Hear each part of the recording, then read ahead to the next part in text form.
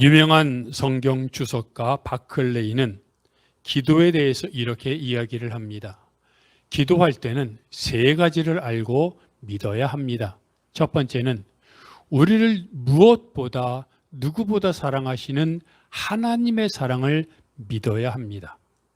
두 번째는 우리가 기도할 때 무엇이 최선인지 아시는 하나님의 지혜를 믿어야 합니다.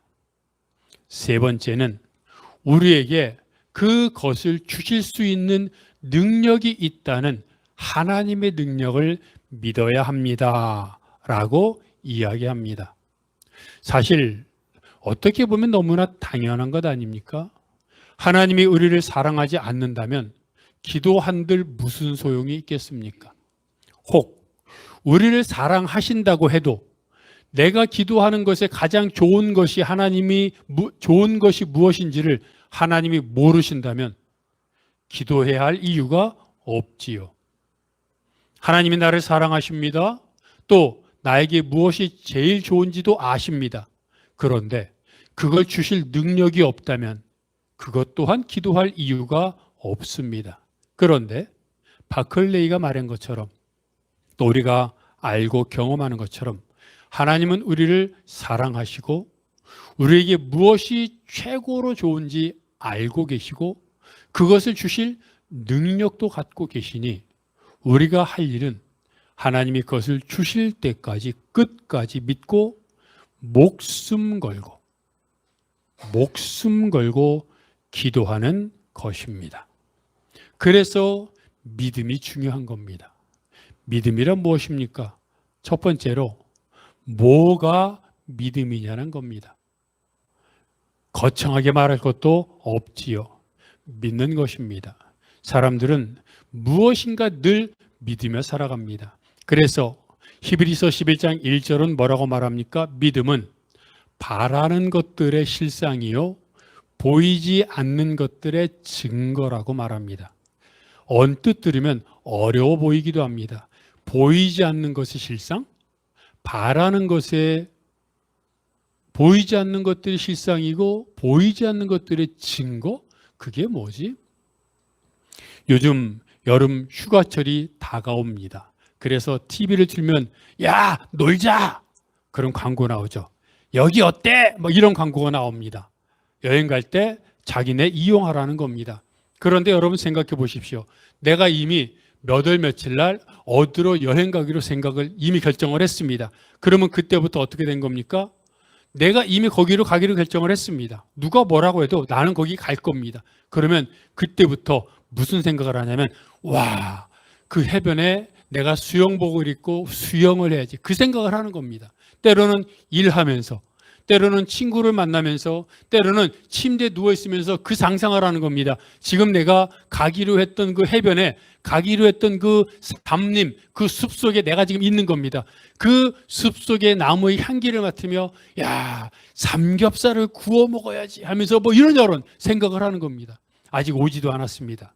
가지도 않았습니다. 그러나 그 사람의 마음속에는 이미 그 휴가철 그곳의 향기와 그 삼겹살의 고기 향과 그 휴식의 기쁨이 이미 자신에게 임한 겁니다. 그게 믿음입니다. 보이지 않습니다. 다른 곳에 무엇이 있는지 알지 못합니다. 그러나 내 마음속에는 이미 그곳에 있는 무엇인가가 다 내 속에 들어와 있습니다. 어느 집에 가고 또는 무슨 것을 하고 어떤 행동을 할 때 이미 내 마음속에는 그것에 대한 설레임과 기대감으로 가득 차 있는 겁니다. 누가 뭐라고 해도 나는 그것을 100% 확신하고 믿기 때문에 그것을 누리는 겁니다. 중요한 것은 무엇을 믿느냐라는 겁니다. 또한 중요한 것은 얼마나 100% 믿느냐 하는 겁니다. 설마 여러분 어떤 일이 있어 이동할 때 때로는 자가용을 타기도 하고 또는 버스를 이용하기도 하고 때로는 택시, 때로는 지하철을 타기도 합니다. 그럴 때 대중교통수단을 이용하면서 이 무엇인가를 타고 가면서 어떤 생각합니까? 이미 누군가를 만나서 그 사람하고 무슨 얘기를 할까? 거래처 사장을 만나서 무엇으로 빅딜을 할까? 또 내가 애인에게 만나서 그에게 어떤 사랑의 말을 할까? 또는 내가 지금 가서 보려고 하는 영화의 제목, 영화의 내용이 어떨까? 또는 내가 지금 시험을 보러 가는데 빨리 그 시험을 보는데 공부 안 한 게 있으니 그 타고 가면서 시험 공부를 하거나 이러지 않습니까? 혹시 여러분 가면서 지하철을 타고 가면서 이 지하철이 다음 역에서 탈선하면 어떻게 하지? 버스 타고 가면서 이 버스가 빵꾸가 나가지고 갑자기 큰 사고가 나면 어떻게 하지? 물론 그럴 수도 있지만 그런 생각하는 사람은 버스나 지하철이나 어떤 대중교통수단을 이용하지 못할 겁니다. 적어도 우리는 내가 어디론가 이동할 때 무엇인가를 탄다는 것은, 그리고 그것을 타면서 탈선과 사고가 날 것을 생각하는 것이 아니라 내가 하고 싶은 것을 아무런 스스럼 없이 한다는 것은 대중교통수단을 믿는다는 것입니다. 음식점에 가서, 맛집에 가서 음식을 먹으면서 혹시 이것에 먹어서는 안 되는 걸 타지는 않았을까, 그런 생각하는 사람이 있습니까? 맛이 있을까 없을까, 사진을 찍을까 말까, 또는 어느 집을 갈까, 이런 걸 고민하지 이걸 먹으면 내 몸에 이상이 생기고 이런 것을 걱정하지 않습니다. 즉 사람들은 내 삶을 살아가는 모든 순간을 믿음으로 시작한다는 겁니다. 뭘 탈 때도, 뭘 먹을 때도, 누군가와 함께 동업을 할 때도, 설마 이 사람이 나를 사기칠 것인가, 나를 속이고 도망갈 것인가? 물론 그런 일이 있습니다. 하지만 그것 때문에 고민하지 않습니다. 그것 때문에 고민할 거면 동업 안 하죠. 적어도 이 사람은 나를 배반하지 않을 것이라고 믿기 때문에 동업하는 겁니다. 그러니까 동업하면서 배반할 것인가를 고민하는 것이 아니라 이 사람과 함께 회사를 어떻게 일구어 갈 것인가를 고민하는 겁니다. 이게 믿음입니다. 이런 믿음의 최정점은 무엇입니까? 내 인생을 어떤 방향으로 설정할 것인가. 내 인생의 최고의 믿음.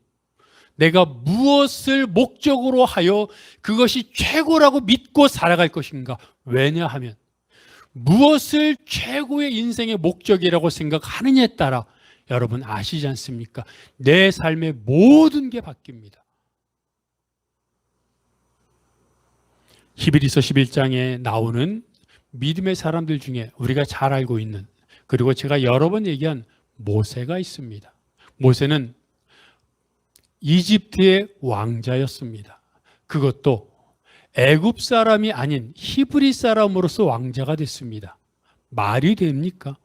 히브리 사람은 노예인데 노예 자녀가 애굽의 왕자가 됐으니 이것은 정말 기회를 타고난 겁니다.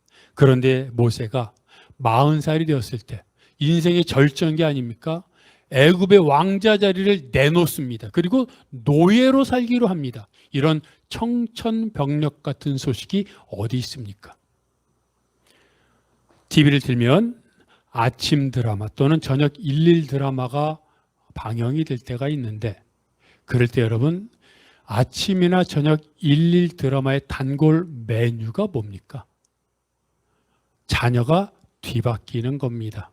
아니, 자녀를 뒤바꾸는 겁니다. 늘 드라마를 보면 단골 메뉴로 등장합니다. 그래서 결혼을 하며 자녀를 숨겨놓고 또는 임신했는데 임신 안 한 것처럼, 그래가지고 내 원래 결혼한 사람의 자녀가 아닌 다른 자녀를 결혼한 사람의 자녀인 것처럼 속입니다. 그렇게 속였다가 중반까지 막 고구마 드라마라 그러죠. 막 질질 끌다가 막판에 밝혀집니다. 그런데 밝혀지면 그 자녀도 몰랐다가 자기가 친자녀가 아닌 줄 알게 되면 어떻게 해야 됩니까? 고백해야 되잖아요. 근데 자기가 누리던 것들이 워낙 크니까 친자녀가 아닌 걸 알게 된 그 자녀도 어떻게 하든 친자녀가 밝혀지지 않도록 온갖 술수를 다 써서 없애버리거나 또 박해를 하거나 뭐 이런 이야기를 합니다. 그리고 자기가 다 모든 것을 누리려고 하죠. 그런 걸 보면서 사람들이 말도 안 돼, 어떻게 저런 일이 있어 하면서 욕하면서 드라마를 본다고 하지요. 그런데 여러분 정말 그럴까요? 사람의 본능이라는 게, 내가 워낙 그전에 누렸던 게 워낙 많고 원래 모습으로 돌아가는 것이 마치 거지처럼 사는 인생이라면 사람의 본능은 충분히 그렇게 할 수 있습니다. 그래서 사람들이 말도 안 돼라고 하지만 사실 내가 그 입장이 되면 그럴 수도 있는 게 인생입니다. 그런데 모세는 남들이 뭐라고 하지도 않습니다. 노예 자식이 애굽의 왕자가 됐으면 사람들이 그걸 알까봐 노심초사 전전긍긍하면서 어떻게 하든 애굽의 왕자를 하려고 해야 되는데 자기가 알아서 애굽의 왕자 자리를 박차고 나와 노예로 살겠다고 합니다. 객기를 부리는 겁니까? 성경은 이렇게 말합니다. 하나님이 상 주심을 바랐기 때문이다. 하나님이 그렇게 하면 상 주실 것이라고 믿었던 겁니다. 그런데 여기서 여러분 생각해 봅시다. 모세가 만약에 하나님이 계시나? 안 계시나 하고 의심했다면 그렇게 할 수 있었겠습니까?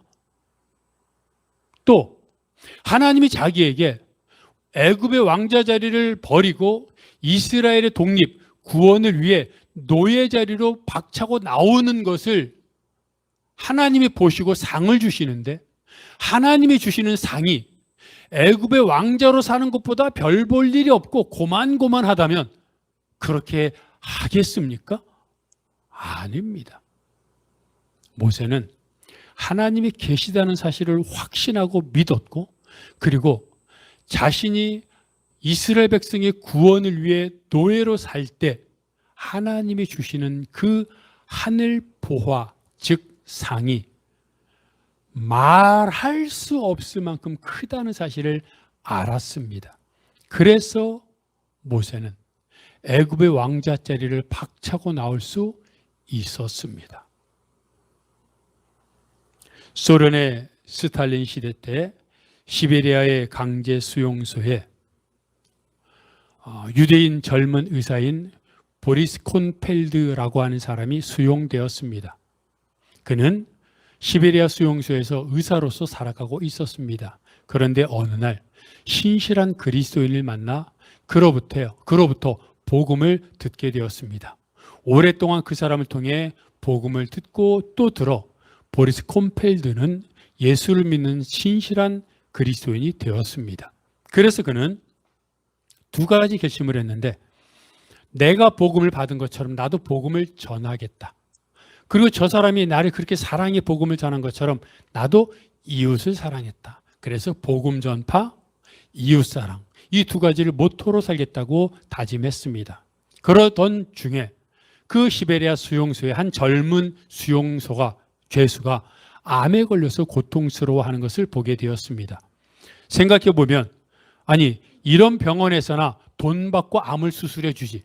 시베리아 수용소라는 것은 죄인들인데 누가 암에 걸렸다고 의사한테 수술시키고 그렇게 하겠습니까? 암에 걸려도 그냥 죽으라고 놔두는 겁니다. 그런데 보리스 콘펠드는 자신의 신앙 양심상 도저히 그냥 둘 수 없었습니다. 암으로 죽어가는 저 사람에게 어떻게 가만 보고 있습니까? 그래서 그는 수용소 몰래 불법적으로 수술을 해서 그를 살려냈습니다. 그런데 그 사실이 그만 밝혀지고 말았습니다. 그래서 수용소는 불법적으로 수술한 보리스 콘펠드 의사에게 사형을 선고했습니다. 사형을 선고받고 사형이 집행되기 바로 전날 그는 자기가 수술한 젊은 수용소 즉 죄인과 함께 밤을 지새며 그에게 복음이 무엇인지 예수가 누구인지 어떻게 해야 구원받을 수 있는지를 설파하고 복음을 전했습니다. 그리고 그 죄수는 예수를 믿기로 했습니다. 다음 날 보리스 콘펠드는 사형장에서 이슬로 사라졌는데 마지막으로 간수가 묻습니다. 당신은 당신의 한 행동에 후회가 없습니까? 그랬더니 보리스 콘펠드는 이렇게 말합니다. 예수 그리스도 안에서는 후회가 없습니다. 라고 대답하고 형장이 이슬로 사라졌다고 합니다. 그리고 그 보리스 콘펠드가 수술해서 살려주었던 그 시베리아 수용소의 죄수가 누구냐면 나중에 노벨 문학상을 수상한 알렉산드로 솔제니친입니다. 그래서 이야기가 유명해졌습니다. 그런데 한편으로는 이런 생각을 합니다. 우리는 알렉산드로 솔제니친이라고 하는 유명한 노벨 문학상 수상자를 살려줬기에 유명해졌다고 생각하지만 보리스 콤펠드가 살려준 사람이 이런 유명한 사람이 아니고 평범한 사람이었을지라도 보리스 콤펠드는 어차피 그때는 아무것도 몰랐으니까 그렇게 했을 것이고, 살려주지 않고 불법적으로 수술을 안 해서 수용소에서 의사로서 그나마 편하게 사는 인생보다는 신앙 양심상 복음을 위해, 하나님을 위해 그렇게 죄수를 살려주는 길을 택했을 거라는 겁니다. 그게 뭡니까? 복음을 믿은 사람들이 택하는 믿음에 걸어가는 길입니다. 사람들은 늘 내가 걸어가는 길이 조금이라도 더 나은 인생길이 되기를 원합니다. 그리고 또 사람들은 내가 조금이라도 더 나은 인생을 살려면 대부분 사람들은 조금이라도 돈을 더 벌어야 한다고 생각합니다. 또 조금이라도 더 높은 사회적인 지위를 얻어야, 그래야 더 많은 사회적인 지위가, 물질과 권력이 나를 더 나은 삶으로 이끌 것이라고 생각합니다. 그래서 그렇게 물질과 사회적인 지위에 집착하고 매몰되는 겁니다. 하지만 예수를 믿는 사람들은 더 나은 삶은 물질과 사회적인 지위를 비롯한 그런 것들을 포함한 세상이 말하는 것이 아닌 하나님이 말씀하시는, 하나님이 가르치는, 하나님과 동행하는 그 믿음의 삶이 나를 더 나은 모습으로, 더 나은 삶으로 인도한다는 것을 알기에 마치 모세가 애굽의 왕자 자리도 헌신짝처럼 버린 것처럼 하나님이 말씀하시면, 하나님이 가리키면, 하나님과 동행하는 길이면 어떤 길이든 주저하지 않고 그 길을 서슴지 않고 걸어갑니다. 그게 믿음이고 그게 바로 하나님을 향한 믿음의 인생 길입니다. 여러분, 어떤 사람들이건 믿습니다. 뭘 믿느냐 하는 겁니다. 물질의 유익 당연히 믿지요. 사회적인 지위가 높아서 사람들이 벌벌 떠는 그 유익 당연히 믿지요. 반면 하나님의 자녀로서 갖는 권세의 유익 믿습니까? 그리고 믿는다면 어떤 유익이, 어떤 권세가 더 크다고 믿습니까? 사람들은 본능적으로 더 크다고 믿는 믿음의 길로 걸어갑니다. 부디 바라는 것은, 권면하는 것은, 여러분들에게 부탁하는 것은 세상에 유익이 준다고 하는 그 믿음이 아니라 하나님을 향한 믿음이 주는 유익을 따라 하나님을 믿고 하나님과 동행하며 하나님이 원하시는 길로 일초의 망설임도 없이 다른 것 눈길도 주지 않고 주님을 향한 믿음의 길로 곧바로 한 걸음 한 걸음 걷겠다고 다시 이 시간 다시금 결단하는 여러분이 되시기를 바랍니다. 성경은 두 번째로 이렇게 말합니다. 하나님은 살아 계시다는 겁니다. 너무나 당연한 것 아닙니까? 그런데 여러분, 이런 당연한 믿음이 당연하지 않은 시대가 됐습니다. 많은 사람들이 하나님이 살아계신다고 말합니다. 하나님을 믿는다고 말합니다. 그런데 교회에서는 하나님을 그렇게 충만하게 믿고 찬양과 말씀과 기도와 사역 가운데 하나님을 늘 입에 달고 살지만 막상 교회 문을 나서서 다음 주일 다시 교회 문 앞으로 들어올 때까지의 그 일주일 동안의 삶을 돌아보면 너무나 많은 교인들이 하나님 없이 살아가곤 합니다. 하나님을 믿는다고 말합니다.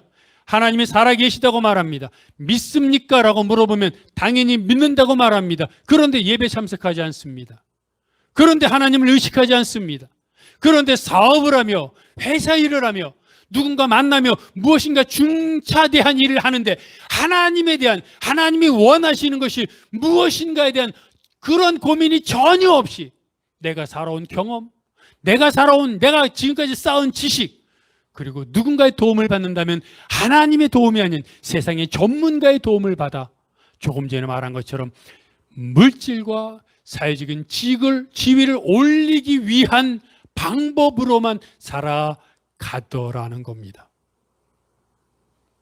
요한복음 1장 12절에서 말하는 것처럼 영접하는 자, 곧 그 이름을 믿는 자들에게는 하나님의 자녀가 되는 권세를 주셨으니, 믿는 자, 그리스도인 아닙니까? 신앙인 아닙니까? 여기 그리스도인 아니고 신앙인 아닌 사람이 어디 있습니까? 다 신앙인입니다. 그리스도인입니다. 그렇게 믿습니다. 그렇게 고백합니다. 그럼 우리는 하나님의 자녀, 권세가 있습니다. 세상 말로 하면 권력입니다. 이 권력을 누립니까? 나를 누군가 괴롭히면 그 나를 괴롭히는 사람이 불쌍합니다. 왜냐하면 하나님의 자녀인 나를 괴롭혔으니 저 사람이 하나님께 얼마나 벌을 받을지 뻔히 알기 때문입니다. 그런 생각 해봤습니까? 내가 원하는 것이 있으면 될 것을 압니다. 그래서 내가 원하는 것이 있으면 될 것을 알기에 되지 않은 것을 보며 왜 안 될까 하고 고민하는 것이 아니라 기대하는 겁니다. 될 줄 알았는데 오늘 안 됐네? 그러면 왜 안 되지 하는 것이 아니라 그럼 내일 되겠네. 내일 안 됐습니다. 모레 되겠네. 그것이 무엇입니까? 영접하는 자, 예수 그리스도의 이름을 믿는 자들에게 주어지는 권세입니다. 그것이 믿음입니다. 설교에 처음에 뭐라고 말했습니까? 얼마나 믿느냐의 차이입니다. 100% 믿는 믿음이 우리 가운데 필요한 이유입니다. 예수님이 제자들과 함께 길을 걸어가고 있는데 나면서부터 앞을 보지 못하는 사람을 만났습니다. 그래서 그 사람을 오라고 해서 그 사람의 눈에 진흙을 이겨 바르고 실로암 못에 가서 씻고 오라고 했습니다. 씻었더니 앞을 보게 됐습니다. 여러분, 가끔가다 사람들에게 제자 훈련을 하면서 시켜보곤 합니다. 여러분, 당신이 만약에 앞을 못 봤는데 봤다고 생각하고 기쁨을 표현해 보십시오. 그러면 사람들이 말합니다. 와 그럽니다. 여러분, 앞을 못 보다가 보게 됐습니다. 근데 와 이럽니까? 아니, 관절이 아프다가 관절이 안 아파도 그렇게는 표현 안 할 겁니다. 소스라치게 놀라 자빠지고 뛰어다닐 겁니다. 근데 이거는 경험하지 못했으니 그렇게 되는 겁니다. 못 보던 사람이 보게 됐으니 얼마나 야단 법석이 났겠습니까? 모든 사람들이 놀래게 뛰어다니며 소리쳤을 것입니다. 이것을 본 바리새인들이 불렀습니다. 어떻게 고침받았느냐? 바리새인들은 이미 알았습니다. 예수가 고쳤다는 걸 알았습니다. 그런데 예수가 고친 날이 안식일이었기 때문에 어떻게든 고친 것을 칭찬한 것이 아니라 어떻게 하든 트집 잡으려고 나은 사람을 불렀습니다. 그리고 어떻게 나았냐 물었더니 나음받은 사람이 말합니다. 그 사람은 선지자입니다. 바리새인들한테 그렇게 말합니다. 지금 예수를 책잡고 예수에게 트집 잡으려고 하는 일 뻔히 알면서도 그 사람들 앞에서 당당하게 그 사람은 선지자입니다. 그 사람은 하나님으로부터 온 사람입니다. 그리스도라고 말하는 겁니다. 선지자요, 그리스도입니다. 또 말합니다. 바리새인들한테 그 맹인이었던 사람이 이렇게 말합니다. 당신들도 그의 제자가 되려고요? 와, 이런 당돌함, 이런 당당함이 어디 있습니까? 잘못하면 추방당할 텐데. 하도 어이가 없으니까 바리새인들이 고침받은 사람의 부모를 부릅니다. 그리고 어떻게 됐냐고 물어보니까 부모가 이렇게 말합니다. 치료받은 사람이 내 아들인 거 맞는데 어떻게 치료됐는지는 몰라요. 저 사람한테 물어봐. 아들한테 물어봐요. 왜냐하면 예수를 그리스도라고 말하면 그 시대, 그 사회에서 추방당한다고 결정된 걸 알기 때문에 두려워서 아들이 낳은 건 기쁘지만 사실은 얘기 안 하는 겁니다. 부모도 그럽니다. 추방당하는 게 싫어서, 무서워서. 그런데 맹인이었던 사람은 자기를 다시 또 바리새인이 부르니까 또 말합니다. 그 사람은 선지자입니다. 그 사람은 메시아입니다. 당신들도 제자가 되려고요? 바리새인들이 얼마나 화가 났겠습니까? 맹인을 혼내고 쫓아 버렸습니다. 어떻게 맹인이 추방당할지도 모르는데 이렇게 당당할 수 있습니까? 예수님이 맹인을 고쳐준 은혜를 입었기 때문입니다. 여러분, 은혜를 입고 나니까, 예수님의 은혜를 체험하고 나니까 세상에서 어떤 불이익을 당할지, 세상에 어떤 유익을 줄지 괴념치 않는 겁니다.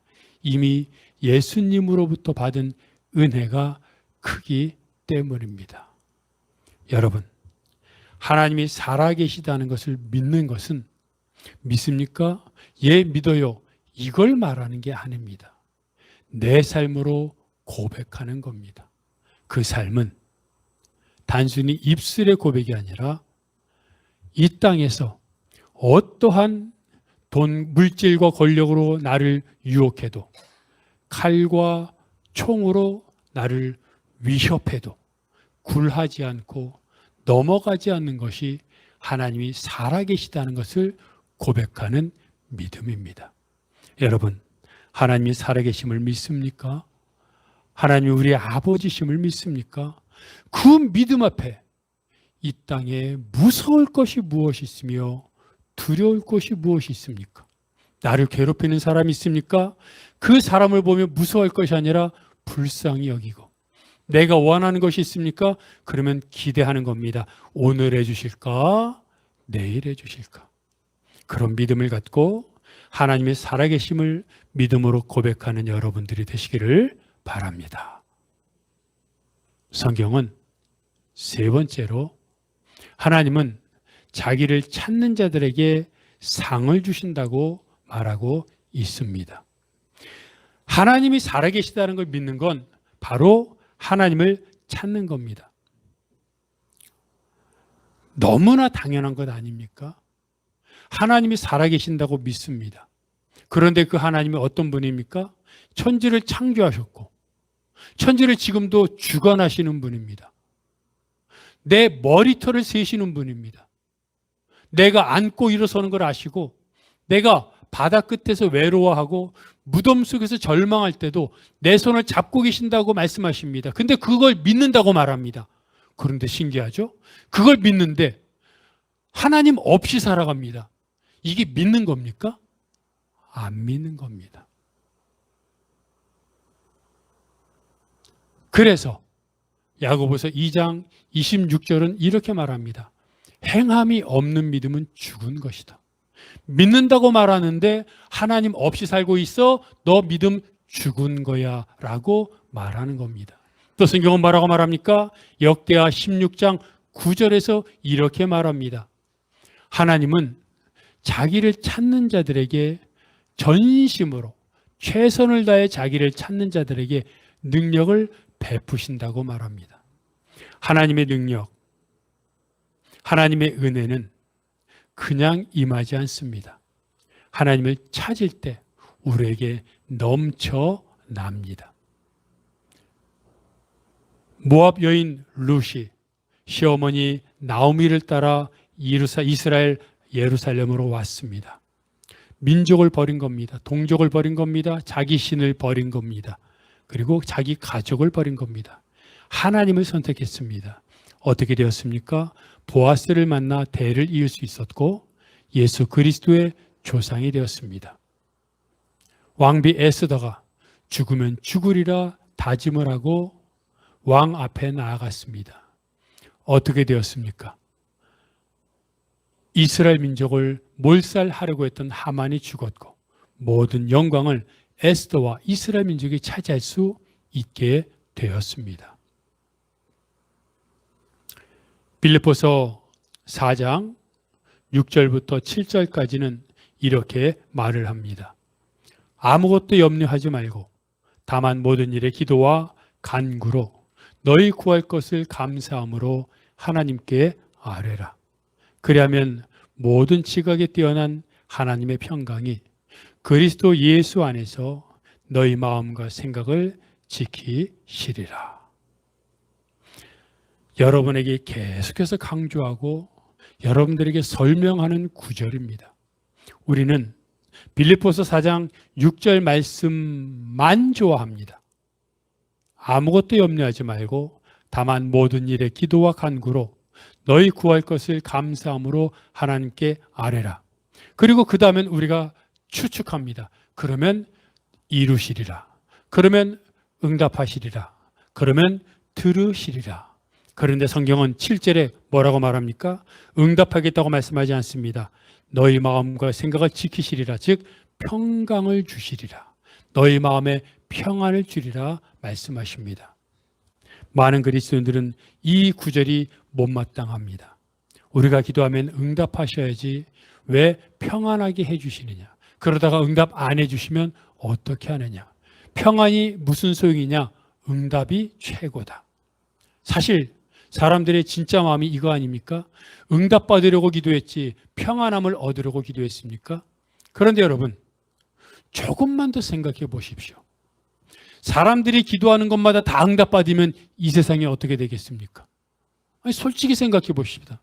사람들이 기도하는 것마다 다 응답받으면 그중에 욕심 많은 사람이, 그중에 나쁜 사람이 기도하는 것도 있을 것 아닙니까? 그것들이 다 응답받으면 이 사회 엉망진창될 것 아닙니까? 또 누구든지 기도한다고 응답받으면 그것 또한 엉망진창되지 않겠습니까?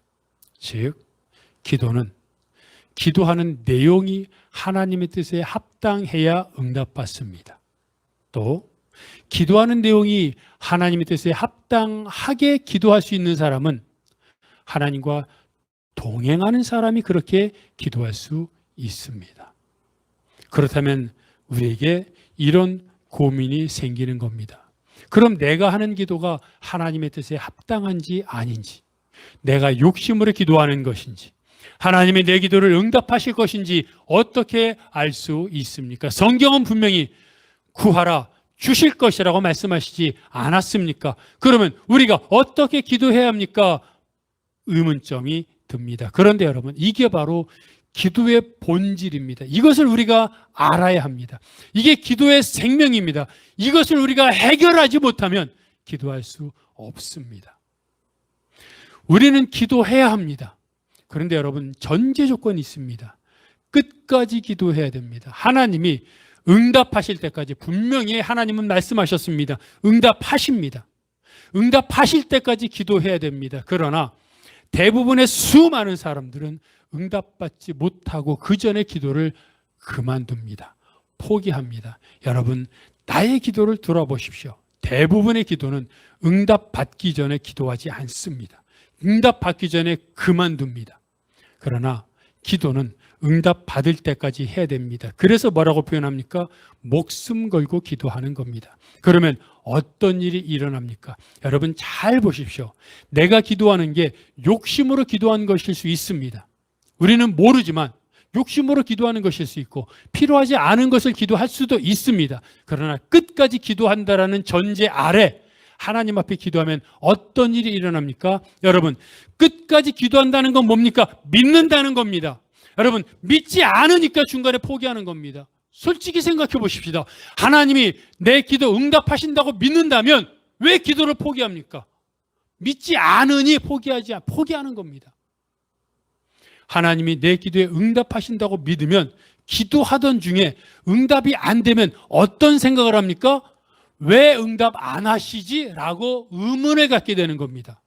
하나님이 내 기도를 응답하시지 않는다고 생각하면 응답받지 않을 때 그럴 줄 알았어 라고 포기하지만 하나님이 내 기도를 응답하실 것이라고 믿으면 응답 열심히 기도했는데도, 때로는 금식하면서 기도했는데도 응답받지 않을 때 의문점이 되는 겁니다. 하나님을 향해 불평하게 되는 겁니다. 하나님, 왜 응답 안 하십니까? 이게 정상입니다. 내 태도가 문제가 아니라 하나님 왜 응답 안 하십니까? 라고 하나님께 대들어야 됩니다. 불손해도. 그런데 대부분 대들지 않고 포기합니다. 그렇지 뭐. 그런데 여기서 하나님 앞에 왜 응답 안 하십니까? 하나님 응답하셔야지요 라고 하나님께 의문점을 갖고 끝까지 나아갈 때 어떤 생각이 듭니까? 하나님 그럼 응답하실 때까지 제가 목숨 걸겠습니다 라고 나가는 겁니다. 왜? 100% 응답하실 것이라고 믿는다 그랬으니까. 믿음의 전제가 되는 거니까. 그래서 계속 기도하는 겁니다. 그러니까 어떻게 되는 겁니까? 걱정하는 게 아니라 응답하실 것이라고 믿으니까 기대하는 겁니다. 설마 오늘 주시겠지. 내일 응답하시겠지. 지금 내 주위에서는 아무 일도 일어나지 않았지만 지금 내가 기도하는 그 사람, 기도하는 그 환경은 변화되고 있겠지. 조금 있으면 연락 오겠지. 조금 있으면 나에게 어떤 상황이 닿겠지라고 믿는 겁니다. 왜? 응답하실 것이라고 믿으니까. 여러분 명심하십시오. 그게 전제 조건입니다. 그러다가 어떤 일이 일어나냐면 기도하고 기도하던 중에 성경은 분명히 뭐라고 말합니까? 하나님 앞에 모든 것이 벌거벗겨진다고 말하고 있죠. 중간에 하나님 앞에 기도하다가 포기하니까 내가 벌거벗겨지는 일이 없는 겁니다. 그러나 하나님께서 응답하실 줄 믿고 끝까지 포기하지 않으면 하나님 앞에 내가 벌거벗겨지는 일이 일어납니다. 기도하던 중에 내 참모습이 드러납니다. 내가 얼마나 더러운지, 내가 얼마나 죄인인지, 내 안에 얼마나 불평과 불만과 죄가 가득한지가 보입니다. 보려고 하는 게 아니라 보입니다. 그때 회개가 일어나는 겁니다. 그리고 회개가 일어나는 순간 내 안에 하나님의 은혜가 임합니다. 그리고 그때 어떤 일이 일어납니까? 내가 기도했던 것을 하나님 앞에 맡겨드리는 겁니다. 그 전까지는 하나님 이거 이렇게 해주세요. 저 사람 이렇게 변화시켜 주세요 라고 기도했는데 내가 죄인임을 깨닫고 은혜를 경험하고 하나님 앞에 무릎 꿇는 순간 하나님께 맡깁니다라고 기도하게 되고 그때 하나님이 행하실 것에 대한 믿음이 생기면서 평안해지는 겁니다. 왜요? 하나님의 은혜를 경험하고 나니까 나보다 아까 그랬잖아요. 처음에 뭐라 그랬습니까? 나를 향한 하나님의 사랑, 하나님의 지혜, 하나님의 능력을 내가 믿어야 된다 그랬잖아요. 하나님을 믿게 되니까 하나님이 나에게 내가 원하는 것보다 더 좋은 것으로 주실 것이란 믿음이 생기는 겁니다. 이건 가지려고 한다고 되는 게 아니라 생겨지는 겁니다. 그리고 그때부터 믿는 겁니다. 그리고 믿을 때 오늘 본문 금방 얘기했던 빌립보서 4장 7절에서 말한 하나님의 평강이 나에게 임하는 겁니다. 그래서 그전에는 왜 안 돼라고 의심하고 불평했는데 그 다음엔 하나님이 행하실 걸 믿기 때문에 평안하기 때문에 결과와 상관없이 이미 하나님을 믿으니 하나님의 평강이 나를 주관하고 나를 온전히 이끄는 겁니다. 그것이 기도입니다. 그런데 신기한 건 그렇게 하나님이 이것 꼭 해주셔야 되고요 라고 기도하다가 하나님이 이미 해주신 줄, 하나님이 이미 나에게 모든 것을 주셨으니 감사합니다라고 고백할 때 참 신기한 건 그때 된다는 겁니다. 그때 그렇게 간구해도 안 됐던 일들이 이루어집니다. 이게 기도의 신비요. 이게 은혜요. 이걸 경험하는 게 신앙입니다. 여러분, 하나님은 살아계십니다. 그리고 그 사실을 믿을 때 기도하게 됩니다.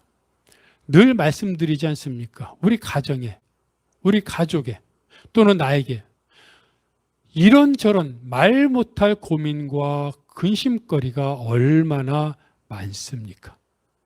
그걸 탄식하고 한숨 쉬는 건 누구나 합니다. 예수 안 믿는 사람도, 믿는 사람도 다 합니다. 그러나 예수 믿는 사람은 한숨 쉴 게 아니라 탄식할 게 아니라, 불평할 게 아니라 그걸 갖고 하나님 앞에 나아가 기도해야 됩니다. 언제까지? 응답 주실 때까지. 그때 하나님의 은혜를 경험하고 그때 비로소 깨닫는 겁니다. 아, 이게 예수 믿는 거구나. 예수 믿는 게 대충 남들처럼 다 고민하고 어렵고 불평하고 사는 게 아니라 이게 하나님이 주시는 평안이구나. 이게 하나님이 주시는 능력이구나. 이런 걸 경험한 사람이 다른 사람이 나를 괴롭힐 때 그 사람이 불쌍한 겁니다. 이런 걸 경험하지 못한 사람은 다른 사람이 나를 괴롭히면 무섭죠. 그러나 하나님의 은혜와 능력, 평안을 경험한 사람은 다른 사람이 나를 괴롭히면 불쌍하고 안쓰러운 겁니다. 그리고 그를 위해서 기도하게 되는 겁니다. 여러분, 이렇게 살고 싶지 않습니까? 이런 믿음으로 살고 싶지 않습니까? 우리 신앙 기초는 하나님이 살아계시고 기도할 때 모든 것을 응답하신다는 것을 믿는 믿음입니다. 그런 것을 믿고 예배를 통해 말씀과 기도를 통해 날마다 하나님 앞에 나아가는 여러분이 되시기를 바랍니다.